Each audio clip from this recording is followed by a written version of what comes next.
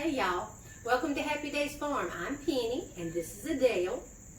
And this week has been Chicken Week and today is our day, isn't it Adele? So y'all ready to go to the coop and learn about chickens?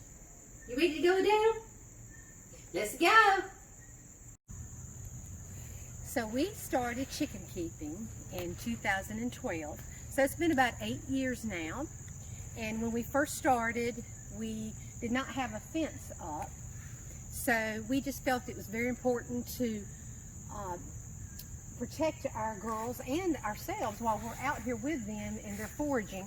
So we put a fence up, and I thought we would start here because predator proofing your coop is one of the main things you need to take into consideration when you're chicken keeping or when you're thinking about getting chickens. But so we started out and designed the area that we wanted to have incorporated, and this is an open area. As you can see, the chickens over there, they're foraging this afternoon.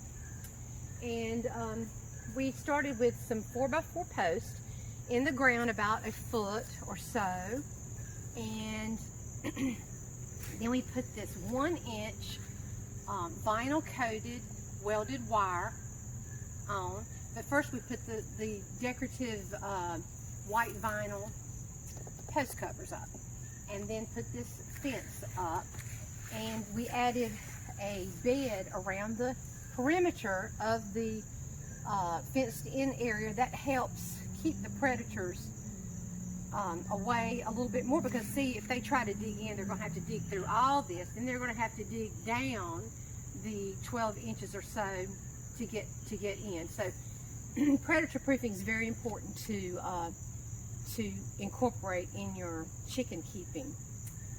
So we're going to walk around this way, and you'll be able to see how the coop yard goes around here. And we planted some trees out here later, and we're getting a lot of shade from those trees. And these birches out here, that helps a lot. And then over here, we put in a solar gate, a wide gate, so that we could get lawnmowers and our golf cart or whatever we might need to go into this area to work. There's the solar panel, and these are some solar lights that we added to the top of those posts. And we'll walk around here.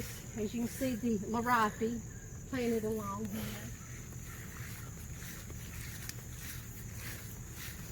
And this goes up where the coop is. And then I've talked about in my stories and my posts before about how they have a grassy section and then they have a wooded section.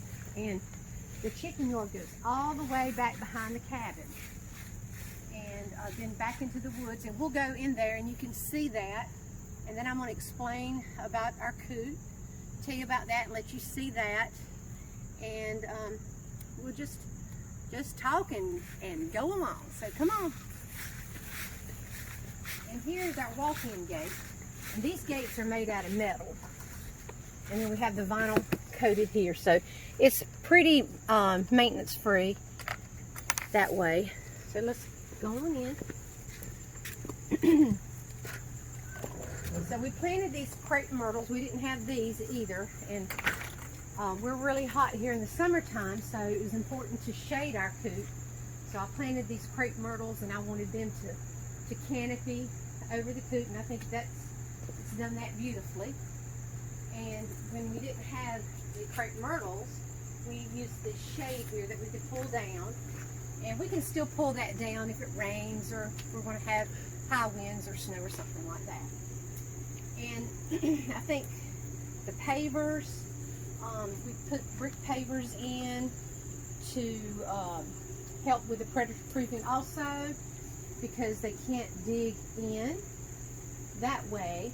We get a lot of questions about the brick pavers, and they're easy to maintain because you can sweep them off or rinse them off with the hose pipe. Yes, they do scratch and get mulch over here, but we just sweep it away. And so our coop plan is by Heather Bullard. She's on Instagram if you want to go take a look at her gallery. But anyway, we did a little changes to that plan by adding this extra front section on this run here. And also we added the large section in the back. I wanted them to have, when they are confined, which is not very often, but when they are confined, I wanted them to have a lot of room. And if you'll notice, we've got, our whole coop is wire. And this is a 1/2 inch vinyl coated welded wire. So it's pretty predator proof. We've never had any instances where predator got in our coop, thank goodness. And so the 1/2 inch is good because it would be hard for them to get their teeth in here to tear this off. And you can come and see how this is screwed in and mounted on this. And this is vinyl clad wood here also. I wanted low maintenance, so there's not like any painting or anything that has to be done. And like I said, this coop's been here 8 years and we've never done anything to it except clean it. And that would be another question. How do we keep things so clean? Well, we work at it. So usually just some soap and water to clean. You can see that they've worn this away. This was not vinyl coated. This was painted, and going in and out, they've worn that away. Another question we get is, what do we have on the floors of the coop? We decided to go with dirt because chickens like to scratch and dig, and the dirt is soft to their feet, and it's cool. In the summertime, they can dig down in that dirt and they can keep cool, you know, when they're inside. Or, you know, like during the day, they might want to go in there and take a dust bath or just to get cool, because we worry about heat here in the summertime in North Carolina. And so we have ceiling fans inside. We put those in when we built it. And we'll also set a evaporative cooler on this, on the pavers here. And we've got electric right there, and we'll plug it in. And we put water in it, and it cools it. And they just love it. They just sit in front of it. I've posted some funny videos of Popeye standing in front of the cooler, and the chickens, all the girls will be sitting in front of that cooler in the summertime, keeping cool. But the ceiling fans do help. And then I'll show you our exhaust fan inside the roosting box. Let's see, have I covered everything about this section? We can talk about the automatic waters that we have. We installed those when we built the coop, but I decided not to use those. I just use traditional waters because I can keep them clean. I know they're clean, and I can refill them several times a day, so I know they're getting cool water. So I just prefer that. And we also have an automatic door that we can put on a timer to go up and down to let them in or out of that bottom area. But I don't use that either, because we had an instance one time when we lost power, and some of them got stuck out there and some of them were up here. So I don't even use that anymore. Our coop's pretty predator proof, so it stays open. That door stays open there, going up into their roosting box. I'll show you the lever to close, how we can close that.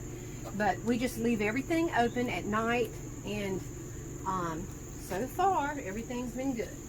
So let's walk around here, and I'll show you what's behind these doors. Now this section here is back there where I showed you the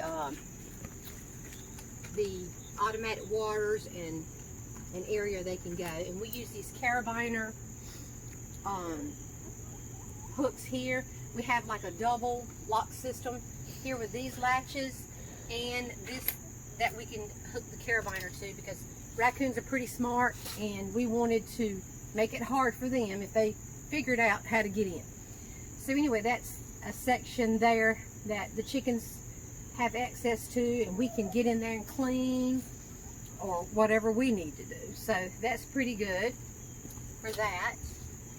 And then let me lock this, because I don't want to forget to hook this later. And then we're going to look at the nesting box, their roosting box. This is their nesting box or roosting box area. And also the double latch system here. Both of these doors open. We have a tray that slides in and out. I'll show you that on the back side. Here's the little lever to open and close this door. I think that's kind of cool. And then we have 4 perches in here for them. And we have electricity in here and an exhaust fan. There's our exhaust fan. We had to replace that this year, but it lasted a long time. Here comes Lacey. Hey, Lacey. She hurt her foot today somehow. Don't understand how she did that. But she'll be fine. She's ready to go to bed. But so she'll probably, I don't know if she'll jump on one of the perches or not tonight. Her foot's bothering her. So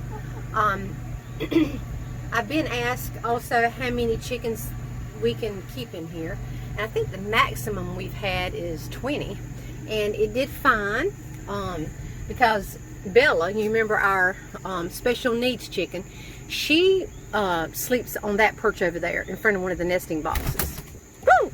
You did it, girlie! And so there was plenty of room for them up here. They just sleep up here, so if they had to spend a lot of time, I would not want 20 chickens up here. But so far, they've done well, and we have 10 now. So I don't know if I've answered all the questions or touched on everything here, but we have ventilation here at the top, and I had these plastic doors made that I can open and close if I need to. You can open them part way or all the way, and of course in the summertime they're open. Okay, so let's talk about, I forgot to talk about this. So originally this was a solid wall, okay, in the back.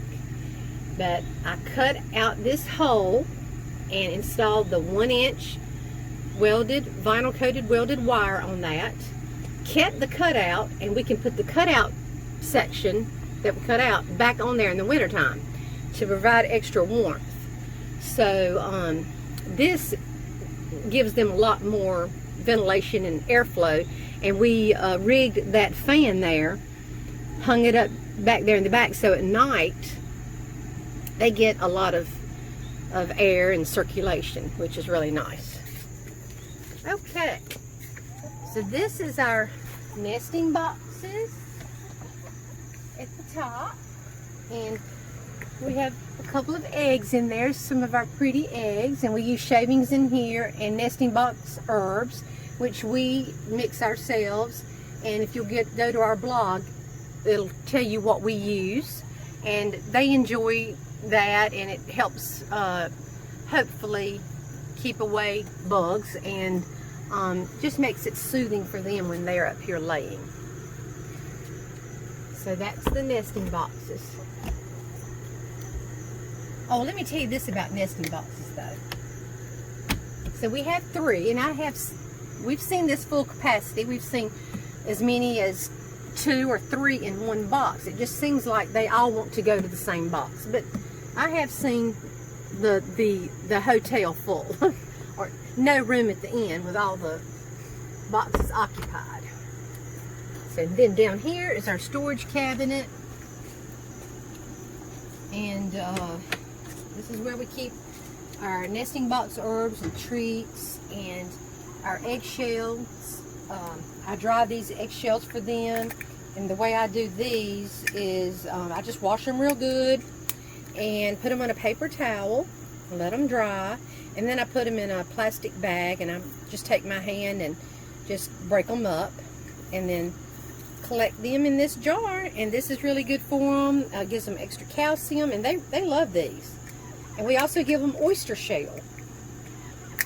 They enjoy white millet, and this is what this looks like. And our guinea fowl love white millet too. This is like guinea crack for them, but they love it. That's what we call it. Just for fun, isn't that right, Papa? Yeah. And of course, their treats. Some of their grain treats and corn. But here in the South, we don't give them a lot of corn in the summertime is because the corn helps maintain heat in their bodies, and so that's good to give them in the wintertime, but not in the summertime here in the South. And of course their diet needs to be high in protein, and layer feed for them when they get of laying age, which is about 6 months. Before that, up to 6 months, they just are on a chick feed. So that's our little storage area. And then this is the bottom run.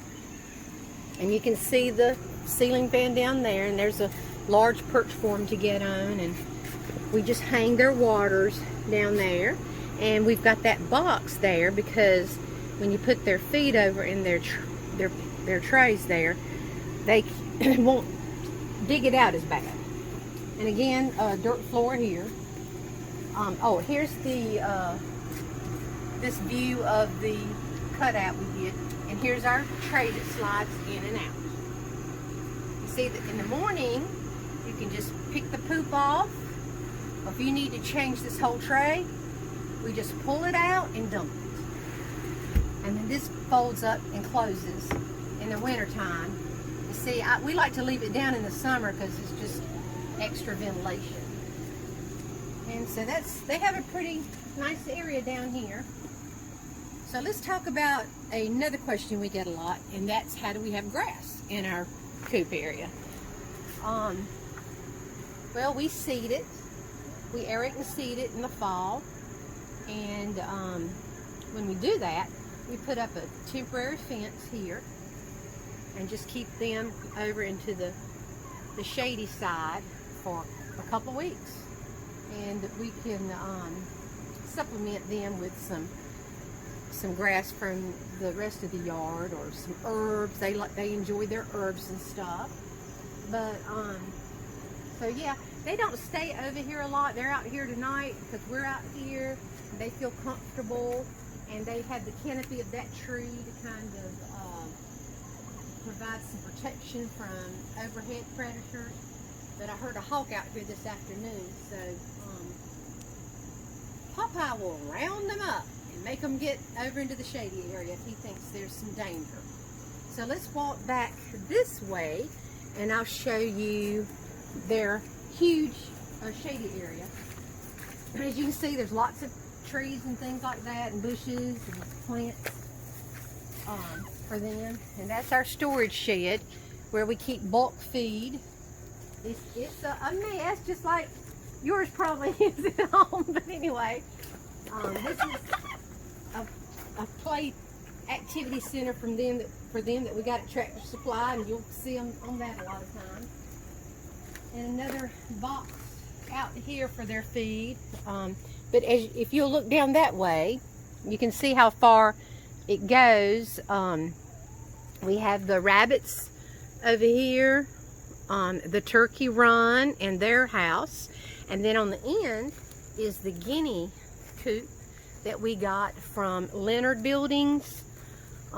It's actually a special made coop for them that Leonard did for us, and they have a apiary type situation down there where I've got the same wire that's on our fence at the top. So you know, guineas like to perch on their houses and stuff like that, so we protect them in case they decided to sleep out one night from overhead predators at night. So, and then there's me. I sit in that swing a lot. And here's our fire pit that the chickens enjoy more than we do. But anyway, and there's the cabin. I don't know if you can see that over there. And then I have a flower bed along there that provides some privacy and lushness for the coop area.